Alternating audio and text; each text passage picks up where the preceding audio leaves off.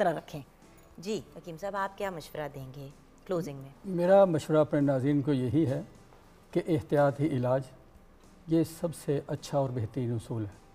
अगर हम अपनी ग़िज़ा मुतवाज़न कर लें, उसमें कभी जो है ना जी, वो हमारा जिस्म जो है, जो हमारे जिस्म की ज़रूरत है, अगर हम ये समझ लें कि मेरे जिस्म को कितना लिक्विड चाहिए, कितना सॉलिड चाहिए, कितनी मुझे स्पाइसेस लेनी है, अगर ये चीज़ें हम उसको तवाज़न कायम कर लेंगे तो मेरा ख़्याल है तवाज़न जो है ग़िज़ा का, यही सेहतमंदी की सबसे बड़ी अलामत है और यही सबसे बड़ा सबूत है। बल्कि आपसे ये बात करते हुए जहन में ख्याल आ रहा है कि एक प्रोग्राम हमें विंटर में बैलेंस डाइट पे करना चाहिए कि सर्दियों में अगर हमने अपनी डाइट को बैलेंस में लेके आना है तो वो तरीका क्या है।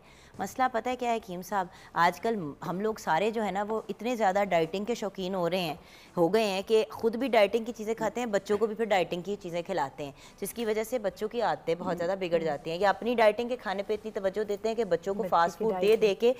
और बात यह है कि जब बचपन से सुनते आ रहे हैं कि अगर बच्चों की तबीयत ख़राब है तो उनको तली हुई ज़्यादा चीज़ें ना दें, दूध वाली चीज़ें इतनी ना दें, बादी चीज़ें ना दें जिससे बच्चे, बट क्योंकि इतना हम बच्चों को फास्ट फूड, बर्गर्स, पिज़्ज़ाज़ की तरफ ले जा चुके हैं कि वो खाते ही और कुछ नहीं है। बिल्कुल ऐसे मैं पेरेंट्स आपकी बात सेकंड करूँगा कि हमारे माशरे में जो टोटकेबाजी है ना जी, कि अगर मुझे एक चीज़ से फ़ायदा हो गया तो मैंने सबको बताना है। बेसिकली हमारे माशरे की सबसे बड़ी बीमारी ये टोटकेबाजी है कि हम किसी रेलेवेंट पर्सन से जो क्वालिफाइड है हम उससे पूछने का गवारा ही नहीं करते।